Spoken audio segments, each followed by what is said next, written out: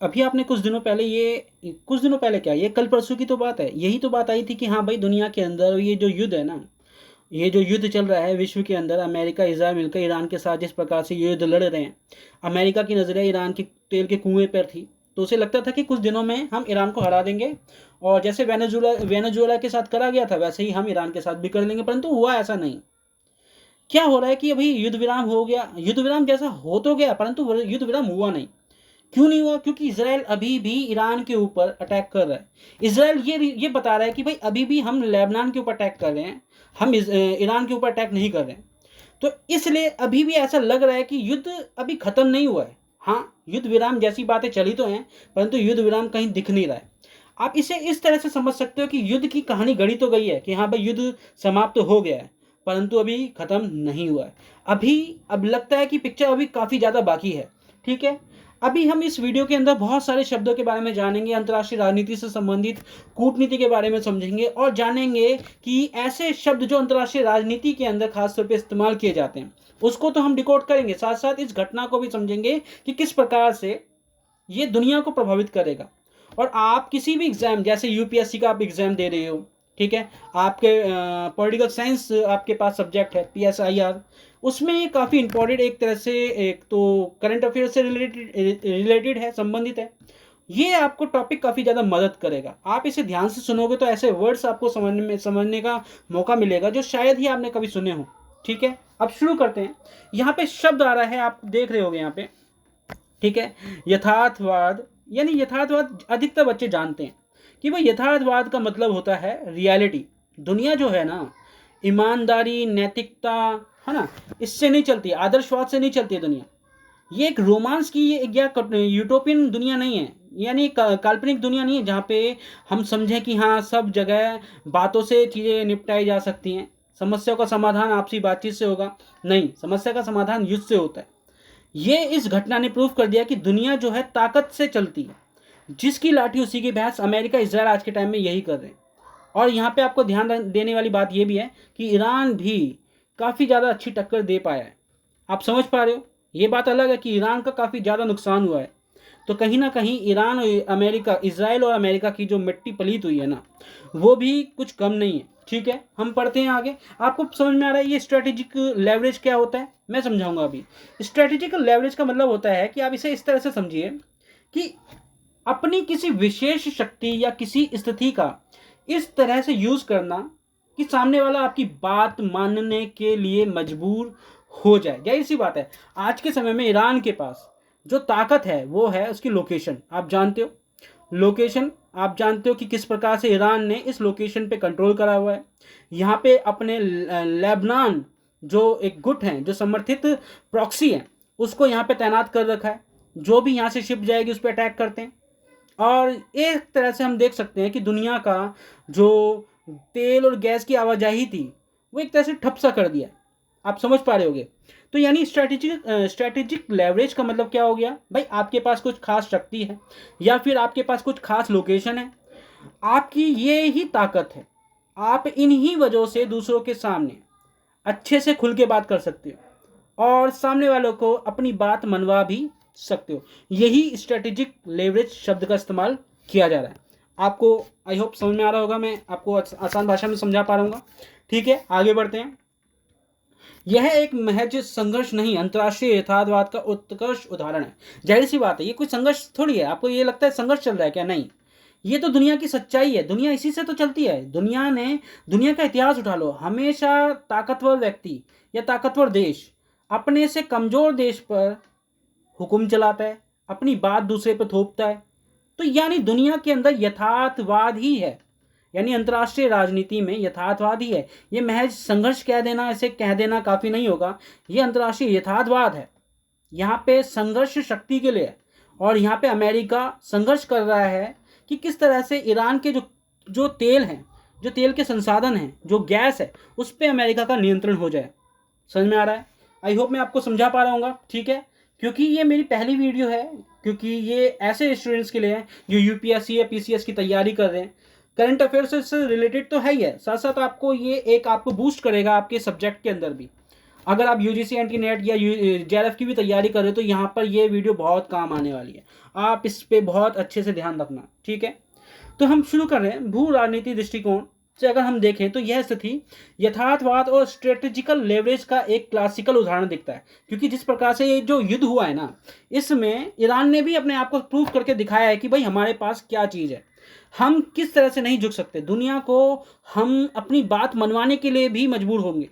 अभी आप ये सारी चीज़ें अभी भविष्य में भी होते हुए देखोगे, किस प्रकार से ईरान जो है अपनी बातें मनवाने के लिए अमेरिका पर या इजराइल पर अपनी एक तरह से अपनी बातें मनवाने के लिए वो सफलता प्राप्त कर ली उसने, ठीक है। अगर हम बात करें अंतर्राष्ट्रीय राजनीति के नज़रिए से इसे देखें तो हम पाएंगे कि वार्ता से पहले की रणनीति अगर हम देखते हैं, जैसी बात है अभी हमने वार्ता की बात चली थी, ये वार्ता खेल लेते दुनिया के अंदर कि किस प्रकार से पाकिस्तान या अन्य और देश जो हैं कि ये जो युद्ध हो रहा है इसको रोकने की कोशिश कर रहे थे, ठीक है। परंतु ये जो युद्ध है ये रुका कहाँ है, अभी आप देख ही रहे हो कि किस प्रकार से इजराइल जो है लेबनान के ऊपर अटैक कर रहा है और ईरान कह रहा है कि भाई ये अटैक नहीं रुक रहा है इजराइल के द्वारा, ठीक है। तो इसलिए ईरान का भी रिएक्शन होता है, वो हॉर्मुज को फिर से रोक देता है। हॉर्मुज का जो क्या कहते हैं, हॉर्मुज का जो रास्ता है जहाँ से शिप गुजरती हैं देशों के लिए, उस सब को एक तरह से उसने रोक दिया है, फिर से रोक दिया है। पहले तनाव बढ़ाया जाता है। ईरान समर्थित गुटों के द्वारा कुवैत पर हमला करना एक सिग्नल है, जाहिर सी बात है कुवैत पर हमला जो हुआ है वो ईरान के द्वारा किया गया और ये ईरान ने ही किया है, जानबूझ के किया है, क्योंकि उसे लग रहा है कि भाई अभी युद्ध खत्म नहीं हुआ है, इसलिए तो ये चीज़ें हो रही हैं। तो यानी ये जो शांति प्रस्ताव वाली बातें हैं, जो वार्ताएं चल रही हैं, टेबल पे बैठ के लोग चाय और नमकीन का खर्चा बढ़ा रहे हैं, कुछ नहीं मिल पा रहा है, यहाँ पे अभी भी युद्ध चल रहा है और भविष्य में अभी उसके और भी रिजल्ट आने बाकी हैं। युद्ध और स्थिति देखोगे आप, ठीक। यहाँ तक मैं शायद आपको समझा पा रहा हूँ, ठीक है। आगे बढ़ते हैं कि वार्ता ईरान की शर्तें नहीं मानी गई तो वह पूरे क्षेत्र को अस्थिर करने की क्षमता रखता है, जाहिर सी बात है। ईरान फिर से पूरे जो खाड़ी देश हैं, खाड़ी जो क्षेत्र है उस पर अपना पूरा कंट्रोल कर लेगा, मतलब कंट्रोल का मतलब उस पर फिर से वही मिसाइल जो जिस प्रकार से वो अपनी मिसाइलें दाग रहा था, जहाँ पे अमेरिका के सेंटर है उस पर फिर से वो मिसाइल दागना शुरू कर देगा, जैसे अभी कुवैत पे हो रहा है। तो ये क्षेत्र एक तरह से अशांति का अखाड़ा बन जाएगा और ये काफ़ी ज़्यादा समस्या है, भारत के नज़रिए से भी समस्या है, यहाँ पे आपको ये चीज़ ध्यान में रखनी है। तो यानी ईरान समर्थित जो गुट हैं, लेबनान जो है ना, हूती जो हैं, ये अटैक कर रहे हैं कुवैत पर। ये हमला करना एक सिग्नल हो सकता है कि यदि वार्ता में ईरान की शर्तें नहीं मानी गई तो वह पूरे क्षेत्र का अस्थिर करने की क्षमता रखता है, जाहिर सी बात है। वही स्ट्रेटेजिकल लेवरेज वाली बातें आ गई, अगर आप मेरी बात नहीं मानोगे तो मैं ये कर दूंगा, मैं ये क्षेत्र के अंदर अस्थिरता पैदा कर दूंगा। तो ये चीज़ें हैं। एक शब्द आया है बार्गेनिंग चिप, आपको ये ध्यान रखना है कि ये बार्गेनिंग चिप होता क्या है। तो जाहिर सी बात है ये इतना मुश्किल नहीं है चीज़ों को समझना आपके लिए, यानी बातचीत या सौदेबाजी के दौरान इस्तेमाल की जाने वाली वह कीमती चीज़ या मुद्दा जिसे दिखाकर आप सामने वाले से अपनी कोई बड़ी शर्त मनवाते हो। जाहिर सी बात है यहाँ पे वही घुमा फिरा के ये जो शब्द है ना, बच्चे सुनते तो बहुत है परंतु उसका समझ शायद ही कुछ बच्चों में होता है ना। मैं ये नहीं कह रहा कि सभी ऐसे होते हैं, अधिकतर बच्चों को भी समझ में आता है, ठीक है। ये उनके लिए भी है जो पहली बार पॉलिटिकल साइंस, अंतर्राष्ट्रीय राजनीति जैसे विषय को पढ़ रहे हैं, उनके लिए भी ये काफ़ी ज़्यादा इंपॉर्टेंट हो जाएंगे ये वर्ड्स, ठीक है बच्चे। आगे बढ़ते हैं, ठीक है। स्ट्रैटेजिकल लेवरेज समझ में आ रहा है हमें। वर्तमान में स्थिति जो है शतरंज के खेल की तरह है, जहां कुवैत पर हमला, सैन्य चेतावनियां केवल चालें हैं, अंतिम उद्देश्य नहीं। जाहिर सी बात है ईरान ने भी सोच रखा है कि जब तक मेरी बातें नहीं मानेंगे तो मैं ये पूरा इलाका ही अस्थिर स्थिति में रखूँगा, यानी जहाँ पे भी अमेरिका के ठिकाने होंगे, इजराइल के ठिकाने होंगे, उन पर वो लगातार अटैक करता रहेगा, ठीक है। यहाँ पे बात समझ में आ रही है। आगे बढ़ते हैं, थोड़ा PDF बड़ा कर देता हूँ, ठीक है। यहाँ पे चीज़ें जल्दी समझ में आएंगी।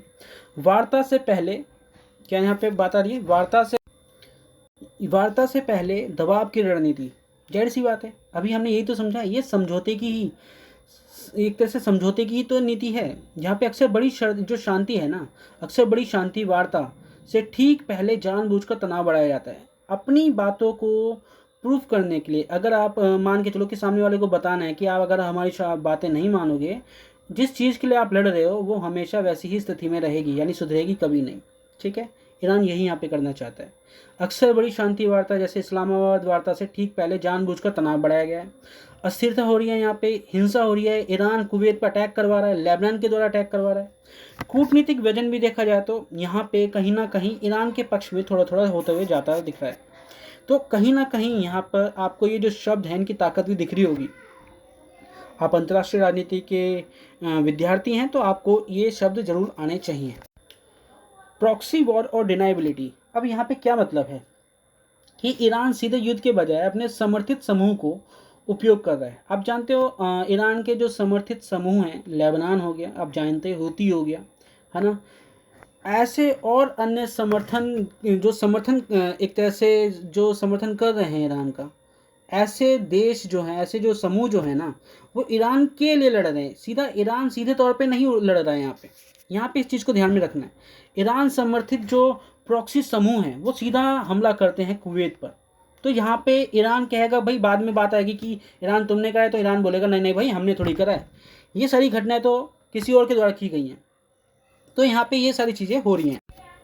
तो इन सब चीज़ों से ईरान को क्या फ़ायदा मिलेगा? जाहिर सी बात है, ईरान सीधे युद्ध के बजाय अपने समर्थित समूह को उपयोग भी कर रहा है, साथ साथ उसे यह फ़ायदा भी मिलता है कि वह बातचीत की मेज पर भी बना रहता है और साथ अपने दुश्मनों यानी अमेरिका और इजराइल को नुकसान भी पहुंचाता रहता है। जाहिर सी बात है, अमेरिका को इजराइल को नुकसान पहुंचाता रहेगा। ईरान एक प्रॉक्सी समूह यानी जो उसके प्रॉक्सी ग्रुप हैं वो उसके माध्यम से एक तरह से अमेरिका इजराइल को नुकसान भी पहुंचाएगा और बातचीत भी करता रहेगा।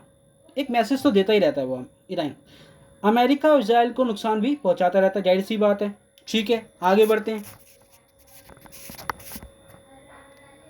अब यहाँ पे है हॉर्मुज जलडमरू मध्य एक वैश्विक हथियार, चौक पॉइंट पॉलिटिक्स। जाहिर सी बात है, ये तो अपने आप में बहुत ही इंपॉर्टेंट चीज़ हो जाती है। जाहिर सी बात है, ये एक ऐसी लोकेशन है जहाँ पे आपको ये दिख रहा है, ये एक तरह से ये लोकेशन आपको दिख रही होगी किस प्रकार से ईरान के लिए बेनिफिट दे रहा है।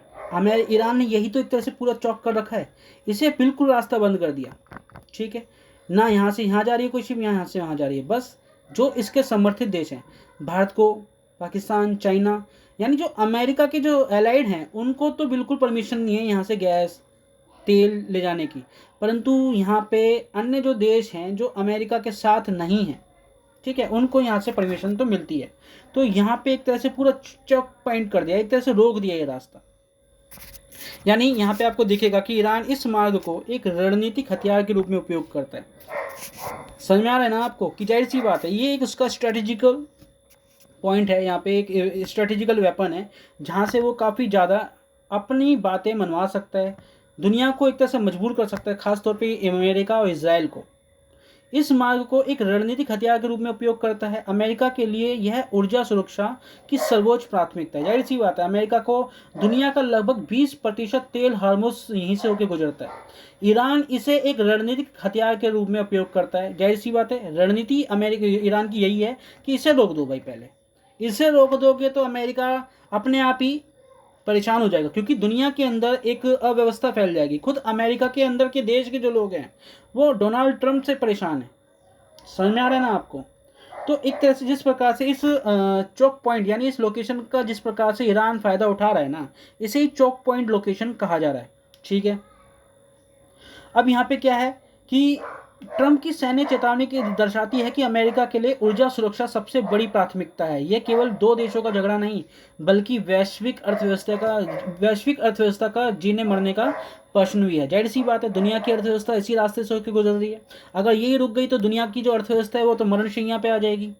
ये बड़ा इंपॉर्टेंट है, इस चीज़ को ध्यान में रखना है। ये जो चौक पॉइंट है इसे आपको ध्यान रखना है। ये चौक पॉइंट क्या नाम है? हॉर्मुज जलडमरू मध्य एक वैश्विक हथियार, जो किसके लिए हथियार बना हुआ है? ईरान के लिए। ठीक है, मुख्य बिंदु अगर देखा जाए, ठीक है बच्चे आगे बढ़ते हैं। अब जिस प्रकार से कुवैत को इस युद्ध में घसीटा जा रहा है, अब यहाँ पे इजराइल फिलिस्तीन का ये एक तरह से युद्ध नहीं रहा, एक तरह से पूरा क्षेत्रीय जो है ना, क्षेत्र जो है एक तरह से युद्ध का अखाड़ा बन चुका है। कुवैत जैसे देशों का इस तनाव में शामिल होना यह दर्शाता है कि संघर्ष अब अपनी मूल सीमाओं से बाहर निकल चुका है। यह अब एक सीमित विवाद से आगे बढ़ गया है, एक पूर्ण क्षेत्रीय युद्ध का रूप ले लिया है। यहाँ पे आपको समझ में आ रहा है? आगे आगे पीडीएफ है अभी, कि दो विपरीत कूटनीतिक सिद्धांत आमने सामने की टक्कर आपको दिखेगी। यहाँ जाहिर सी बात है, ट्रंप प्रशासन अगर हम देखें ना, तो इसमें आपको दिखेगा, यहाँ पे आपको ये ट्रंप प्रशासन दिख रहा है, ये रहा ट्रंप प्रशासन की नीति का अगर हम देखें तो राष्ट्रपति ट्रंप का सख्त रुख था यहाँ पे। एक तरह से उनकी, आप जानते हो, पीस, उनकी जो पॉलिसी क्या होती है, पीस थ्रू स्ट्रेंथ, यानी वो शांति जो है ताकत के बल पे लाना चाहते हैं। तो इसकी नीति को, वो इस नीति को एक तरह से दिखाते हैं, इनकी पॉलिसी में यही दिखता है, ठीक है। और साथ साथ वो सैन्य बल के प्रयोग की धमकी बार बार समय समय पे देते रहते हैं। ऐसा लगता है कोई छोटा बच्चा पेंसिल गुम हो जाती है तो अपने दोस्त पे कह देता है कि अगर तू नहीं देगा तो मैं तेरे साथ ये कर दूंगा। कुछ अमेरिका के जो राष्ट्रपति है डोनाल्ड ट्रंप की यही मानसिक स्थिति हो गई एक छोटे बच्चे की तरह, ठीक है। तो एक साथ धमकी को एक साथ लेकर चल रहे हैं, यानी वो शांति भी बात करते हैं और धमकी भी देते रहते हैं ताकि ईरान को पीछे हटने पर मजबूर किया जाए। अब ईरान की नीति क्या है, प्रॉक्सी द्वारा दबाव। अब इसके प्रॉक्सी कौन से हैं आप जानते हो, हिजबुल्ला हो गया, लेबनान हो गया, ठीक है, फिलिस्तीन इस्लामिक हो गया। ये सारे प्रॉक्सी ग्रुप हैं जो ईरान के लिए लड़ रहे हैं। किसके खिलाफ? इजराइल के खिलाफ लड़ रहे हैं। एक तरह से चारों तरफ से इजराइल को घेर रखा है और कहीं ना कहीं इजराइल पे समय समय पे अटैक किया जा रहा है। यहाँ पे ये सारी चीज़ें हो रही हैं, अभी भी हो रही हैं, शांति वार्ता होने के बाद भी चीज़ें चल रही हैं, ठीक है। आगे बढ़ते हैं। अगर हम देखें भविष्य की संभावनाएं क्या हैं, तो ये काफ़ी इंपॉर्टेंट चीज़ है यहाँ पे कि इस्लामाबाद वार्ता, जाहिर सी बात है पाकिस्तान के अंदर ये शांति वार्ता हुई थी, ये आपको ध्यान रखना है। शांति वार्ता कहाँ पे हुई थी? इस्लामाबाद के अंदर हुई थी। और यहाँ इसके बाद 3 रास्ते निकाले गए थे, ट्रिगर, भू राजनीतिक परिणाम और आर्थिक परिणाम। देखो ये क्या बोल रहा है यहाँ पे, ये बोल रहा है कि भविष्य की संभावनाएं अगर देखें सकारात्मक तौर पर देखें तो भविष्य जो है ना 3 मोड़ के अंदर खड़ा हुआ है। इसके यानी भविष्य में 3 मोड़ हैं। एक तरह से आपको दिखेगा सकारात्मक संभावना, कौन सी बच्चे? सकारात्मक संभावना। दूसरा कोल्ड वॉर और तीसरी है गंभीर सैन्य टकराव। आज सुबह से मैं पढ़ा रहा हूँ, मैं ऑफलाइन क्लासेस भी देता तो थोड़ा हम्बल हो रहा है, बोला नहीं जा रहा है, फिर भी कोशिश चल रही है, ठीक है, कोई बात नहीं, ये एक्सक्यूज नहीं चलेंगे। तो आगे हाँ, तो सकारात्मक अगर हम देखें, सकारात्मक संभावना के अंदर देखें तो यदि इस्लामाबाद वार्ता सफल रहती है और अमेरिका ईरान पर लगे ईरान आर्थिक प्रतिबंधों पर ढील देने का आश्वासन देता है तो ईरान अपने प्रॉक्सी समूह को शांत कर सकता है। यानी वार्ता सफल हो जाती है तो ईरान अपने प्रॉक्सी समूह को शांत कर देगा और तेल की कीमतें स्थिर हो जाएंगी। वैश्विक अर्थव्यवस्था IMF की चेतावनी के बावजूद भी संभलेगी। ऐसी बातें एक तरह से सकारात्मकता में दिखती हैं संभावनाओं में अगर देखा जाए तो। अगर हम बात करें कोल्ड वॉर जैसी स्थिति के अंदर तो वार्ता ना पूरी तरह सफल ना विफल तो छोटे मोटे ड्रोन हमले तो होते रहेंगे। आप रोज़ ना रोज़ आप न्यूज़ में रोज़ देखोगे कि कहीं कतर में हमला हो गया, कहीं कुवैत में अटैक कर दिया ईरान ने, या फिर इसराइल ने अटैक कर दिया ईरान पे या लेबनान पे। तो ऐसे आप रोज़ ऐसी कोल्ड वॉर जैसी स्थिति रोज़ देखोगे। तो बाज़ार में भारी अनिश्चितता देखोगे, महंगाई ज़्यादा देखोगे आप, और इन्फ्लेशन तो हो ही जाएगी, यानी महंगाई तो हो ही जाएगी, ठीक है। अब गंभीर सैन्य टकराव के अंदर अगर हम देखते हैं तो ईरान द्वारा होर्मुज बंद करने की कोशिश जो है ना, यदि अगर हम देखें गंभीर सैन्य टकराव के अंदर तो हम पाएंगे कि यदि ईरान ने वाकई होर्मुज को बंद करने की कोशिश की तो अमेरिका और उसके सहयोगी देश जैसे इजराइल, UK ईरान पर सीधा सैन्य हमला कर सकते हैं। ये सिर्फ संभावनाएं हैं। अगर हम इसके परिणाम देखें तो हम पाएंगे कि तेल की कीमतें जो हैं $150 से $200 प्रति बैरल तक जा सकती है। यह स्थिति में अगर असर देखें तो यह स्थिति विश्व में एक बड़ी मंदी ला सकती है। भारत जैसे तेल आयातक देशों के लिए आर्थिक संकट पैदा हो सकता है। अगर हम निष्कर्ष देखें बच्चे तो निष्कर्ष